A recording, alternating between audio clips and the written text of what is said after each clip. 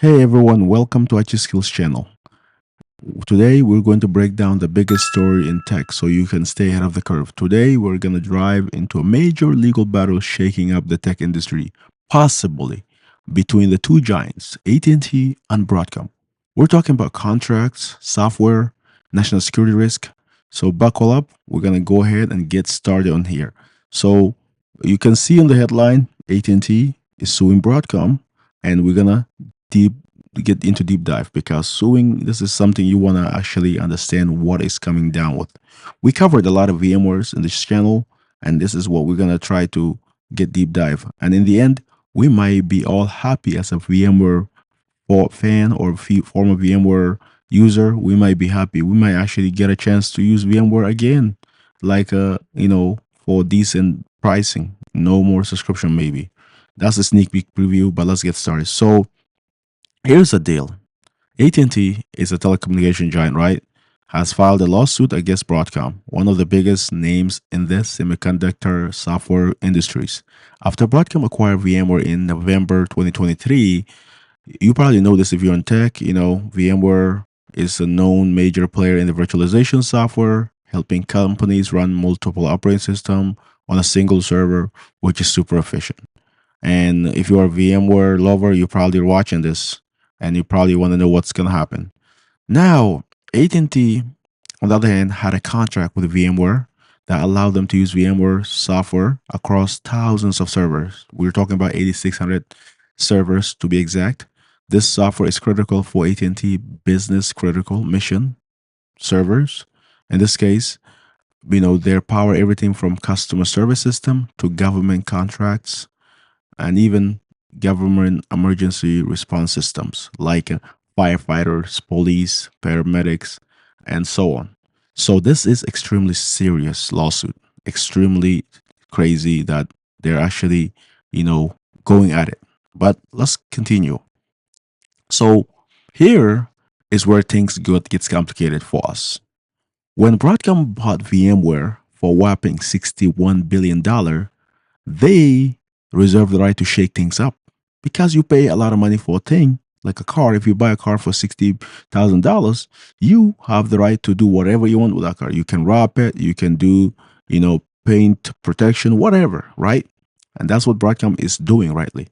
So Broadcom started transitioning VMware business model away from selling perpetual license, which means you pay once and you own the software, to a more expensive subscription model.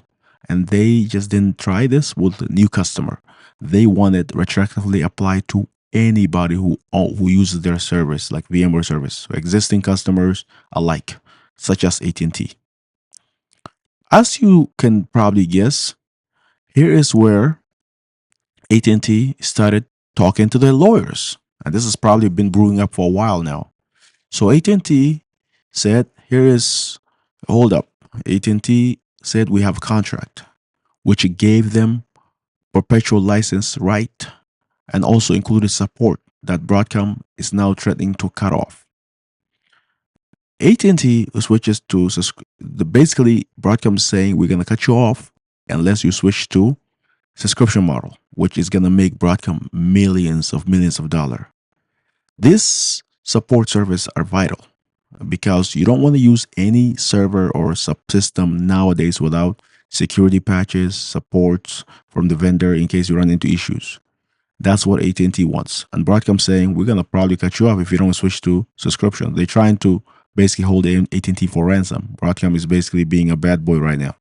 And so the VMware software running on 8,600 servers could experience glitch, security vulnerabilities, even system crashes would not get supported by Broadcom because they're saying you're not one of us. You didn't pay for support contract, So that's what they're saying.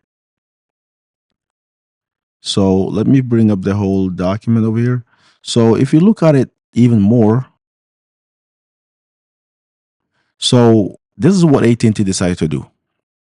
AT&T is saying that, okay, you can go play that game of trying to make more money out of us, but we're gonna go ahead and involve the law. We're gonna file a lawsuit. So on August 29th, as you saw in the headline, they went ahead and did the lawsuit. They filed a lawsuit claiming Broadcom is violating their contract by refusing to honor support service renewal that were agreed upon. And this is not just about money. Though we're talking about hundreds of millions of dollars, here it's about national security too.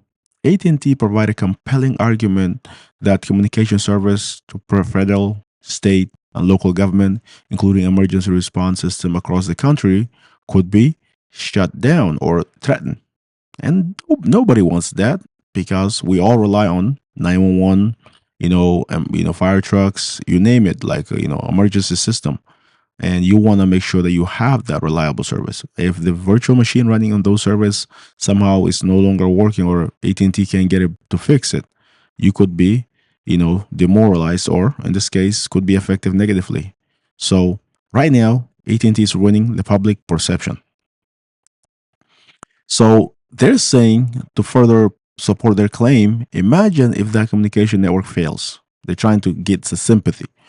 AT&T argues that without the promised support service, critical system for public safety and national security could be at risk. Nobody wants that. Nobody wants national security or public safety issues. So we're talking about a very serious issue that allows emergency system to not operate in real time. And they shake up, and the stakes for this one is gonna get higher and higher. And it's already higher right now. And the government, you already know, if they're using AT&T, they do not want to experience downtime. So I'm already seeing AT&T is like, yes, we could not. We basically using people emotions, government emotions to try to win this. But then Broadcom has on another side of this. AT&T may say, well, government, if you don't support us, if you don't let us help us win, you're gonna basically go ahead and not get the service we promise you because we're not getting help from you to win this lawsuit. So AT&T could be like that kid that cried wolf and that cried the little brother that needs help from their dad, in this case the government. And then Broadcom is the older brother that is basically bad, in this case, that changed everything. So on the other side though, Broadcom argument is also compelling too. So Broadcom defense is to rest their claim that they have the right to end support to the perpetual software.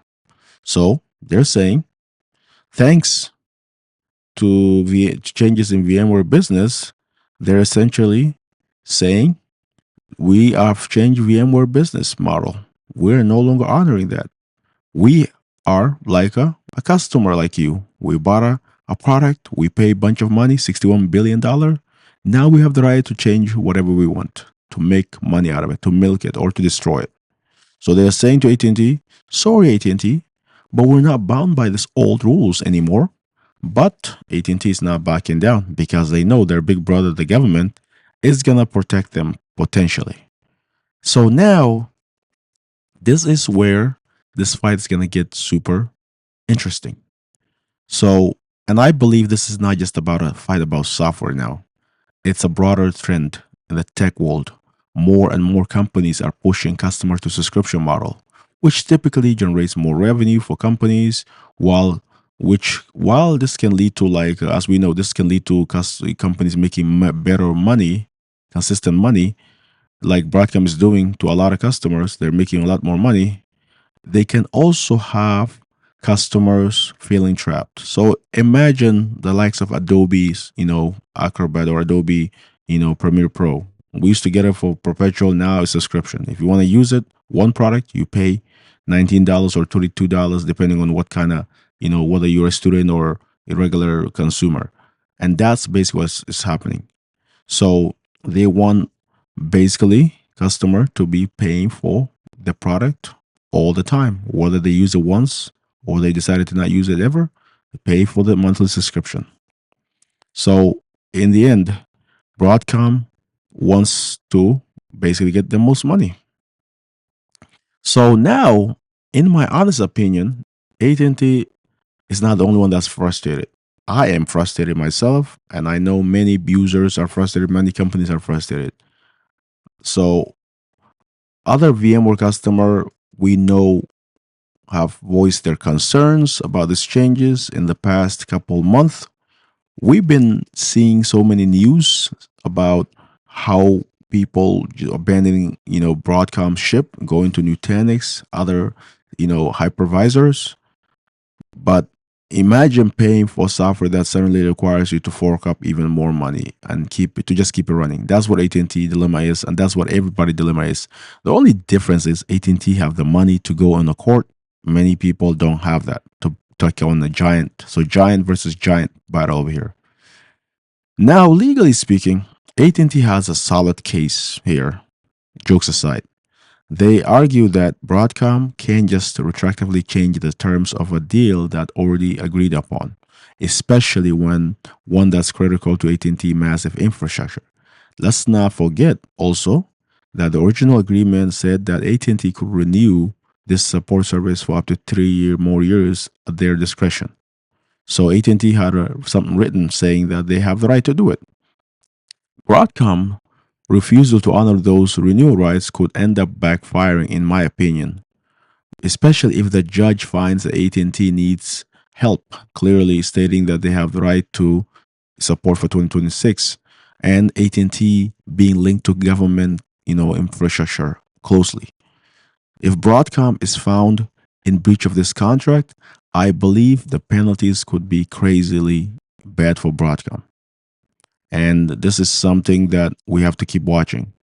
So here is a summary. I know we talked a lot and the breakdown of what's happened so far. AT&T needs VMware software to keep their system up and running smoothly, and they need support, especially for emergency services system. Broadcom, after buying VMware, wants to push AT&T into paying for subscription service instead of honoring the original perpetual licenses. AT&T is fighting back, and this could end up being a landmark case in the battle over software licensing model.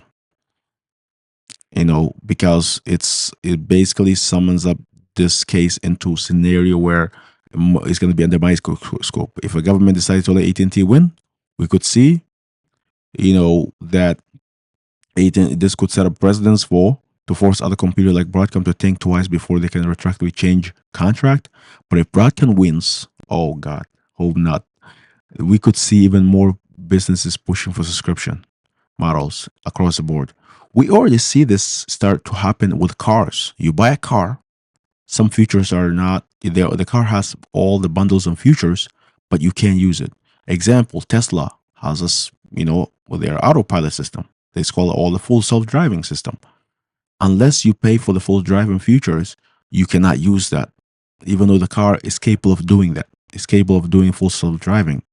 In the case of we saw that with BMW. They have a car, but if you don't pay for heating seats, you also not going to be able to use it. Like you have to pay heating seats subscription or something. And it's just gets show corporate greed in this case. So, but yeah, I believe I have a suspicion that AT&T being ties to the government would win here. And because they're showing compelling case, hey government, if you don't help us, we can't guarantee a service. Now on the argument side of Broadcom, they're saying, listen, $61 billion, it's not cheap. We paid for it, we will change it. I know you don't like, changes, nobody likes it, but we're doing this. And so that's our right, and we deserve it. So I don't know. I feel like right now it could be interesting. But to summarize though, AT&T needs a response from this case within 20 days. That's what they need the response for. They need to be given response within 20 days according to the lawsuit. So if they don't get a response in 20 days, they could automatically win. And in the case of Broadcom, they're probably going to say, listen, this changes hasn't been bad. We've been growing. According to there's a lot of report that they show that they show growth. Here, for example, they're showing growth over 32 million or 32% growth. That's what they're showing. So regardless of who you support, though, you wanna find out what happened. So I'll be back as soon as we find out the ruling. I'll report back on this. Let's all pray Broadcom loses, because you know if they win, I just think they could ruin the whole thing. I don't have anything seriously against personal against Broadcom, but I think if they win this, it could set up precedents where you can probably see your the weirdest subscription model that ever comes up again, because people gonna milk this. Business is gonna keep milking this forever and ever. So yeah, that is all I got, guys. Thanks so much for watching. Have a great rest of the day. Till next time. Bye bye.